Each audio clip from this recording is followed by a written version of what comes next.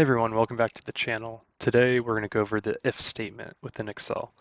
This is a good function to learn, but can sometimes be overused, and I'll show you a few examples of how that might happen.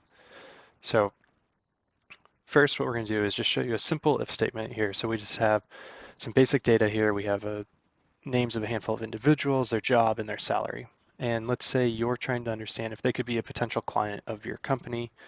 And for a potential client, the minimum salary you feel like they need is $100,000. So you could go through one by one and you could say, okay, yes, they have 100,000, that's greater than our minimum or equal to it. And you know what I mean, you could go through and manually do this, but if you had a list of 10,000 individuals and you were trying to screen all of them quickly, could be a little bit trickier. So we're going to go ahead and use an if function here. So what we'll do is you'll go ahead and hit equals, enter equals if. And the first thing it's going to say is the logical test. So what are we trying to do here? Well, we want to see if the salary of the individual is greater than or equal to our required salary of 100,000. We'll go ahead and lock that cell so we can drag the formula down. And if this is true, we want to return yes. And if it is false, we want to return no. And then we'll go ahead and close it. And you'll see that returns yes. And we can copy this down, and all of them should be yes except for Eric. Eric only makes 75,000, so he would not be a potential client. So something you can do with this, make it a little bit more powerful, is you could actually come here and you could say job. You only want to advertise to people that make 100,000 or more that are accountants.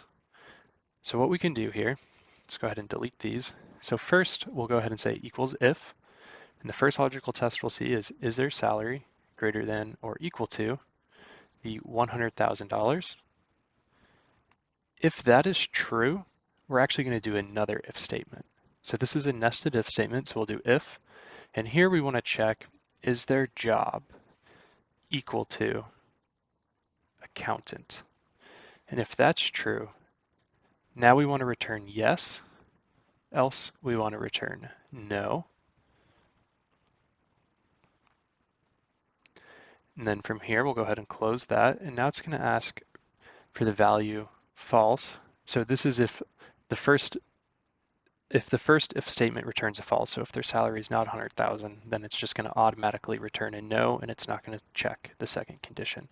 Then we'll go ahead and close that, and we'll see, oh yes, they do meet the requirements there, and we can copy this down, and we'll see as you go down, there's only two potential clients here, Sarah and Ben. So you can see here you made this formula, but what happens is you can quickly kind of get into a more complex formula where you have 5 or 6 nested if statements. If that's the case, there's probably a better way of what you're trying to do, but it is a really powerful formula to learn and to understand. And I hope this video helps. If you have any questions or comments on how to use an if statement, feel free to leave them below in the comments. Thanks for tuning in. Bye.